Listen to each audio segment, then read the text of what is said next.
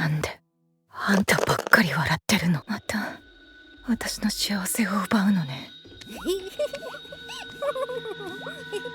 うだ夢子、許さない。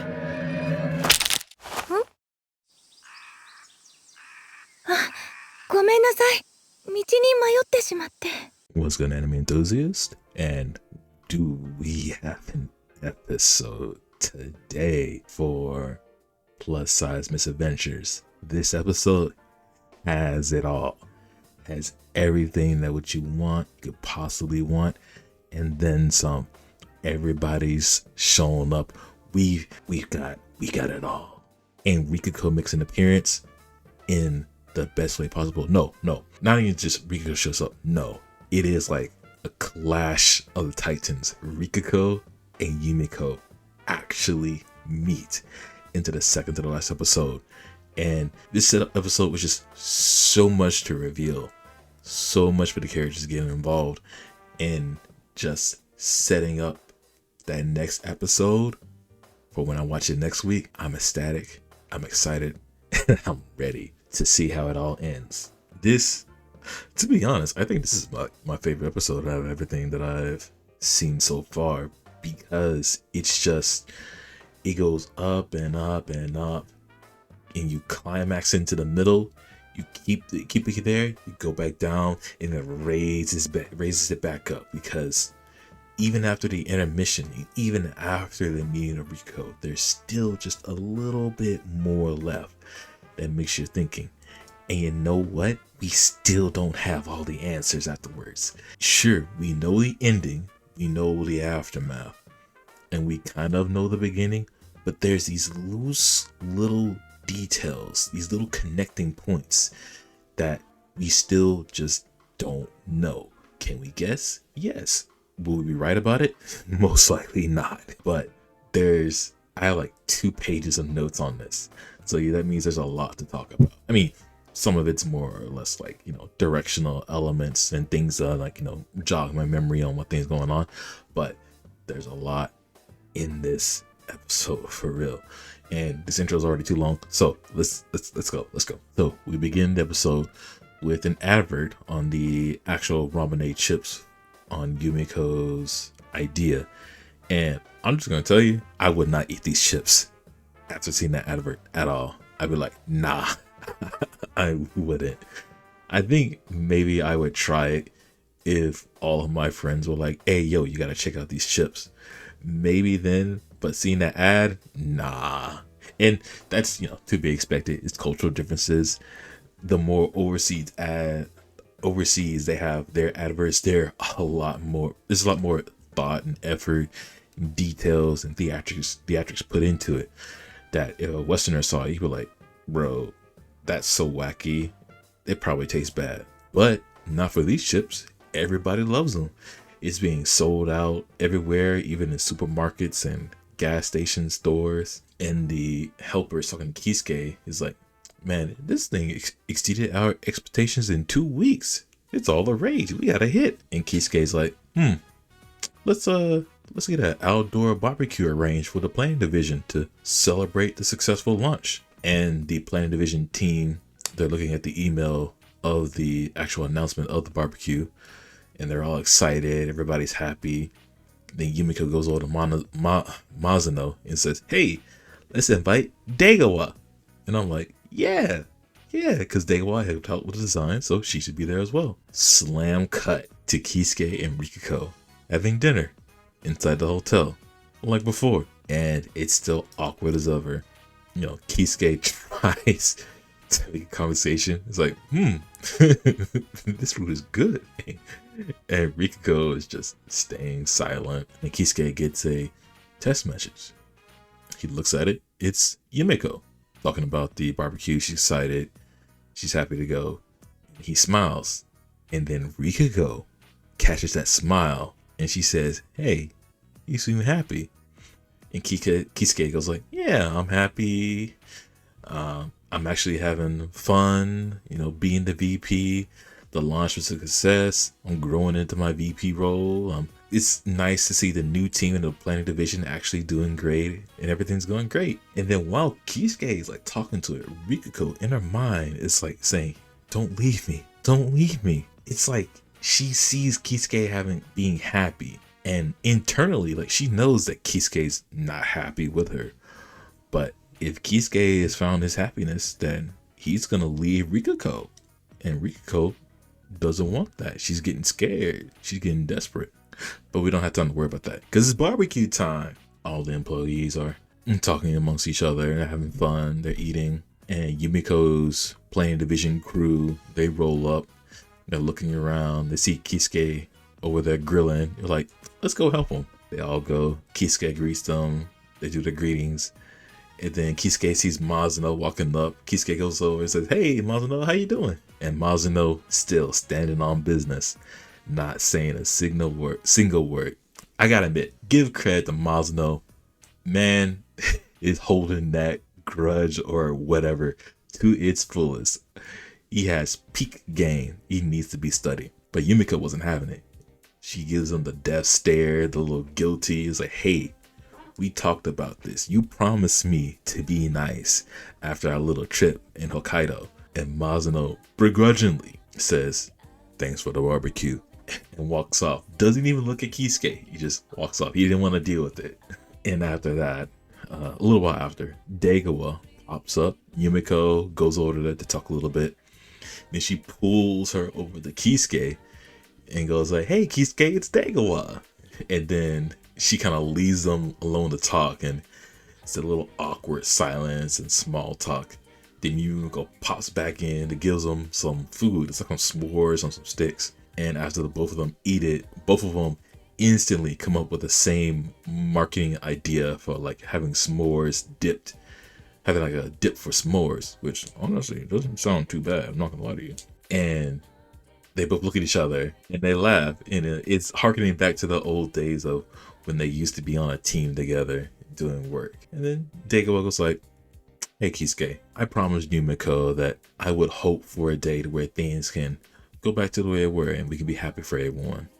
And Kisuke, he hears it, he thinks on it, and I think internally Kisuke is like really starting to break down around Yumiko. Afterwards, there's a moment where everybody's pulled together and Kisuke presents an award to Yumiko for the Ramen Chips idea. It's really a certificate, not a trophy or anything, and everybody claps.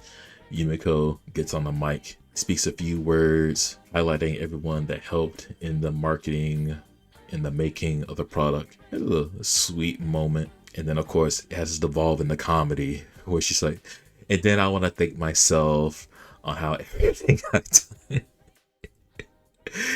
And the coworker's like, yeah, whatever, let's party. And it's a montage of everyone enjoying the barbecue. It's great, it's cute. Sometime later, Yumiko is out in the outskirts trying to find the bathroom, and she runs into Kisuke. And why Kisuke is outside in the outskirts is because he can't really be himself around his employees or other people in general. Like, even if it's not related to work, he just doesn't have the social aptitude or the social, the words that, start up a conversation and like talk to other people. But when he's around Yumiko, he can feel like he can be himself and talk freely.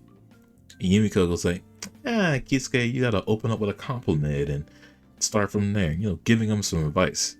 And Kisuke like really genuinely smiles and calls Yumiko adorable, and that he really likes spending time with her. And then unfortunately, before he can say anything else, Kisuke gets called over and he has to do something else. And Yumiko, her mind goes haywire. She starts thinking about what he said.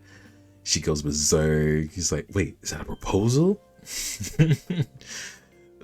Good old falling in love. But this is where we get really devious. Way in the cut, Rikako standing in the tree line, just looking at Yumiko gushing. Rikako scheming.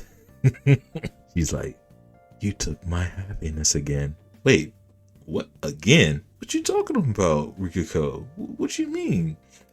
I know you're getting off those yandere vibes.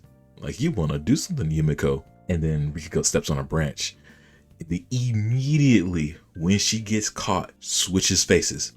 Oh, hi. I'm sorry. I got lost. Tee. Nah, Rikako dangerous. And Yumiko goes like, hey, I know you. Aren't you Rikako-san? And then Rikako got her gears turning in her head. It's like, does she remember?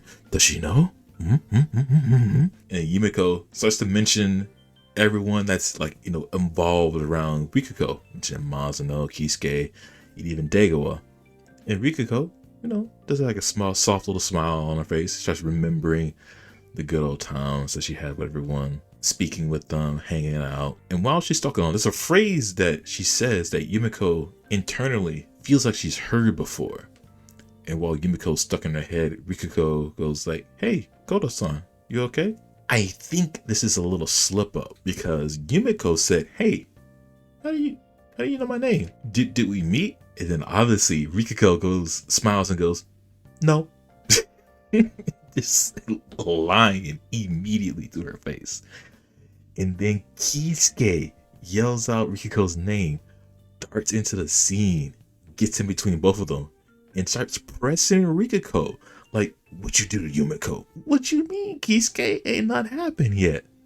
But Kisuke automatically thinks Rikako did something because remember, both of them are in this attempted murder case together. Kisuke's trying to hide things. Kisuke's looking mad. He's looking a little desperate. And then Rikako looks shocked for a moment. Then immediately goes to the smiling, deflects it, like, everything's fine. We were just talking. Right, Yumiko? Yumiko's like, yeah, Kisuke, we were just talking. Kisuke goes like, you're not supposed to be outside. You're not supposed to be here. Come on. He grabs her and like drags her off. And while that's happening, Yumiko is like, can't remember if I've seen this Rikako person or not. And then this is like comedy cinema gold. When the camera pans out from Yumiko watching Kisuke and Rikako move off, we see Mizuno in the tree line looking at everything. And then we view from who's behind Mizuno. We see the detectives even deeper with binoculars watching everything. I'm like,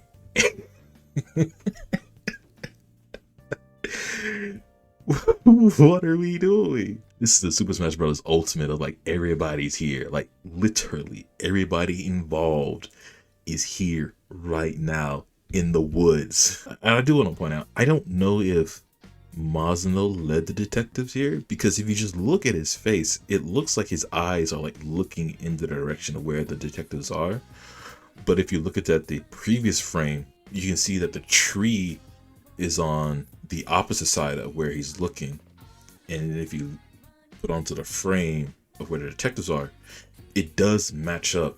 But I don't know if his eyes are looking directly ahead at Yumiko and the others, or if his eyes are like looking out of the corners towards the detectives. I don't know. That's just a little something that I see. Maybe the detectives got to Mizuno. Maybe. We'll see if that actually comes up or not. But it's a good idea to know. We are back to the barbecue. We're having fun. They're playing badminton. While that's going on, Yumiko is still just in her mind thinking like, what just happened? How does Rikako know my name? Like, should I even tell Degawa that Rikako is here? And while she's thinking, she gets beamed into the head with a badminton ball. She starts bleeding from her forehead. Everybody's worried, and she's basically like, it's okay. But when she sees the blood, it triggers a memory of a scene where she's seen before. Then you deserve to die. In a knife swing. We know this is from Rikako because we've seen that knife scene plenty of times. And Yumiko's thinking like, is this from Degawa? I mean, not Degawa, Rikako. And then she just passes out at some point. But later, she just wakes up from a bench, towel over her head, and Degawa's there when she's wakes up. And both of them talk for a good few seconds. And Degawa thanks Yumiko for inviting her and to actually like get the chance to talk to Kisuke in years. And Degawa's like, happy that it happened. And then she mentions that there might be a reason why Kisuke can't leave Rikako's side. And then Yumiko goes like, yeah, this is time. Starts spilling the tea, saying that Kisuke took Rikako home and that's why everybody's not here, like at the event. And he looks upset. Yumiko thinks something may have happened between her and Rikako for whatever reason. And Yumiko also told Degawa about the circumstances of her amnesia and what happened, that her case is like maybe an attempted case. That's what detectives concluded. Attempted case, attempted murder. Ugh. And that's what happened. And Degawa was thinking like, are you suggesting that Rikako tried to kill you? And then later she says, or is it Kisuke? And Yumiko just like, no, it can't be Kisuke. And they talk shop on it a little bit more, and they're just trying to figure out, how did Rikako know Yumiko's name? And then Degawa goes like, she just stands up and goes, hey, let's go talk to her directly. Let's go over to a place. Oh, okay. See, this is why Degawa is like the best ride or die friend. She's like, all right, you want to get this done? Let's get it done. Just immediately go follow Degawa. But before they go, Masuno just rolls up out of nowhere, appearing as if he's heard everything. And then the episode ends. It's the finale next. Everybody's here. We're gonna get all the answers. Like I said, there's just these loose little bits that we just don't know. There's these loose little bits. Like, okay, we finally know Rikako knows Yumiko, but we gotta know the motive. Why does Rikako not like Yumiko? What do you mean that Yumiko stole your happiness again? Quite literally, the only time that we have ever seen Yumiko, the old Yumiko by the way, and Kisuke talk is that elevator scene. That's it. Why does Rikako care? Did Kisuke tell Rikako that he met some girl on the elevator that took notes and it was a good first impression for him, and then he liked her, and then Rikako went on her yandere route? Or maybe it's like something sinister. There must be a reason why Rikako is so like disheveled all the time, like she's drinking all the time. Is it because she took care of the child so much that she doesn't have time for anything else? Who knows? Like, the child now is able to like coherently talk, walk on his own. He's probably in school. I can't remember if he is. So she probably has time on her own to do things, but she's not doing things. She used to be a good worker. Why isn't she working? Even though the kid's like up and out, who knows? And to this point, how did Rikako know that Yumiko liked Kisuke? Did Rikako somehow spot old Yumiko snapping photos on her phone? And Rikako goes like, nah, you ain't snapping photos of my man, and lured old Yumiko to that hospital place. And if so, how did Kisuke know to go there? Did Kisuke like spy on Rikako and like notice the message or anything and try to stop her? Who knows? What about because it was attempted murder and we see the knife swing, Rikako brought a knife. Where's the knife? There's a lot of questions that we still need answered. Wait to see those answers. And I can't wait to hear Rikako give her a spiel. And I wonder, is this gonna be like a happy ending to where Rikako comes to an understanding and it's all good? Or is it just gonna be a little bittersweet ending to where Rikako just goes berserk on Yumiko and everything, and somebody's gotta step in to save everyone? And wait, no, I just thought of it. What if Minami jumps in to save Yumiko and gets stabbed by Rikako? Ooh, that's a theory. Because short little thing before we end. Remember episode 10, where Minami was working himself to the bone. Like, he was so dedicated to his work that he was willing to, like, not care if he was gonna die or not on the case. And then we're now coming into a case to where we have Rikako, who is off the heezy and has been drinking too much, and she's got a knife that she used that we don't know where it is. Maybe she's gonna pull it out, try to stab Yumiko. And if Kisuke is too scared, if Masuno is out the way and Degawa doesn't want to get into the way, there's Minami. He'll put his life on the line to make sure Yumiko is like safe. And remember, earlier in this episode, he did say that she was going to be saved if Yumiko was in danger. Hey, let me know. Let me know what y'all think in the comments below. Oh, I can't wait. I can't wait till next week to see this and get to the ending of it. I can't wait. I don't want anybody to perish afterwards. I want everybody to live and be a happy ending. But a part of me really wants like some big drama to happen. Oh yeah, and even the president's involved. Like he has a small stake in everything. We'll see what happens. Let me stop theorizing. We'll see what happens. With that being said, I hope y'all have a good day, night, evening, morning, wherever you are in the world. And I hope your day is just a little bit better than it already is. With that, we'll catch y'all in the next episode. Peace.